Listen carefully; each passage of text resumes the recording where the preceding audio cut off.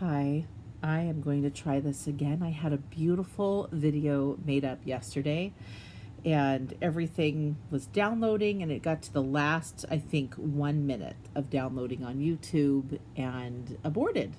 And because I had recorded it directly off my YouTube site, it didn't save the video and I lost everything. And the rest of the day was such I didn't have a time to repeat and make a new video. So here it is, Thursday again. We're going to try this time. This will be recorded on my camera and it will be saved. So if anything aborts, then we're good because I can just round to reload, right? So here's what it is. Again, timeline and science, was it? Oh no, timeline and Latin and English were pretty much standard. History is just standard off the CC website. The only thing that I did different was the geography and math and science. We put those two songs, which, small wonder, right? It's me. Lots of songs. I'll start off with geography because that one actually takes the same tune from last week and I believe it goes all the way through week 18.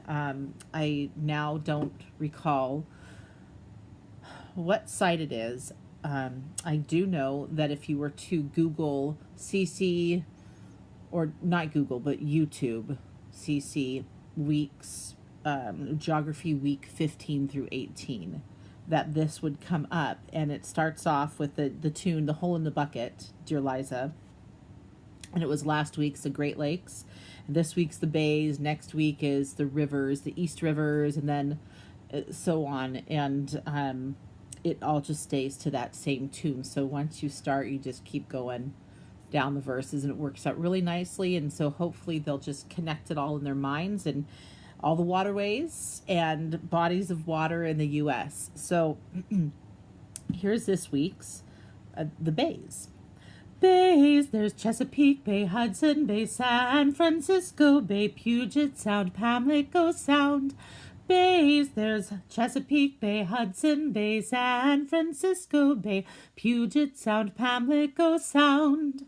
So that's what we did there. And we got out, of course, the geography map and tried to point them out at the same time and find out where they are. Then we have the science, and we are going to do all 12 of the elements in the periodic table that we are memorizing at the same tune or in the same tune. So we're singing it to O Come All You Faithful. So I don't know how you're memorizing it, or for Memory Masters, if you would do the first 4 elements in the periodic table are, or if you would just say, hey, the 12 elements of the periodic table are, and then your kids could just sing them all the way through, but it works out really nice. We'll do the first 4 right now. 1 hydrogen H1, 2 helium He4, 3 lithium Li7, 4 beryllium Be9. So that's how that goes right there. I'll sing it one more time for you. 1 hydrogen H1, 2 helium He4, 3 lithium Li7, 4 beryllium Be9. And the girl that did this with her mom on the video, she's holding these cards. They're really cute. I don't know where she got them. Maybe I'll have to look on CC Connected, but they were colorful and she just kind of just threw them on the floor as soon as she finished one, which is great. So I'm going to look into that. The next thing that we did was in math, the area of a rectangle equals its length times its width. And as I stared at that and said, song can we do to that? I didn't see anything really on YouTube and I was tired. I wasn't going to really spend time looking anyway. But length times width and deep and wide just popped into my head and it works perfectly. So we sang the area of a rectangle equals length times width. Area of a rectangle equals length times width. And what we did in the group was we just got really dramatic with the length of the rectangle and then the width of the rectangle being a little smaller. And I drew on the board a rectangle with the just the perimeter was one color and the interior, the area, was a different color.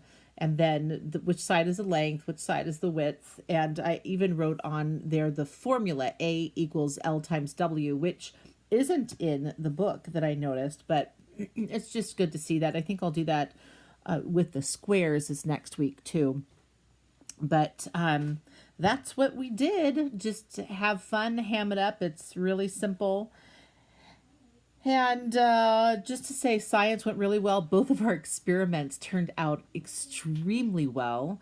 Each of the kids was able to have a part. It was one of those where the teacher could have just demonstrated, but I just had them all just dive on in and each one do a separate thing. One of the bubbler experiments we actually were able to repeat because we had enough time.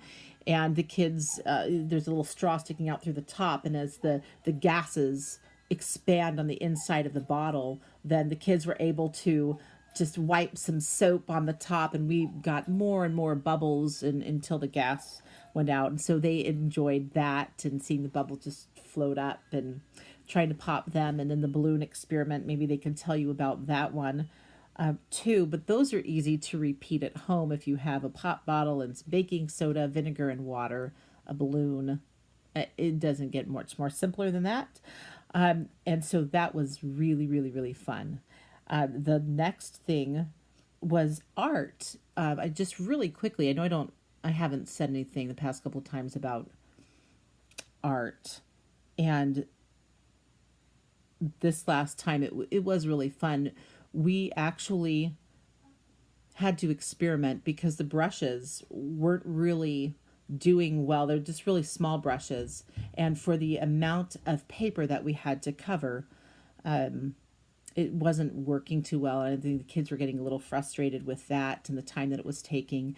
And so we just began to experiment with different medium, namely our fingers and paper towels. And so we just began taking our fingers and wetting the paper, and then as they would take the paint on their brush and stroke it on, we just began to take our fingers and that wetness and just spread it around. And then we thought, well, what will happen if we use paper towels? And so then we got paper towels a little bit wet. I think some of them went overboard on that, but it was just really not the way that the art lesson was, I think, intended to go, but we didn't really have the wider brushes that you should have. And so what do you do with what you have, and how do you make it work? And it turned into something really fun. So from that perspective, art lesson was really successful because they were able to really see how the water and the paint worked, and that if something else wasn't working really well, what can we do to be creative to do the project and to get it done in a timely manner and to make the paint work. And so from that learning perspective, it turned out better than I could have ever hoped. So that was really exciting. And just to really see the kids light up over that and just to speed up the process. It's just their patience level is really small at this age. And so I just saw them come out of there really joyful.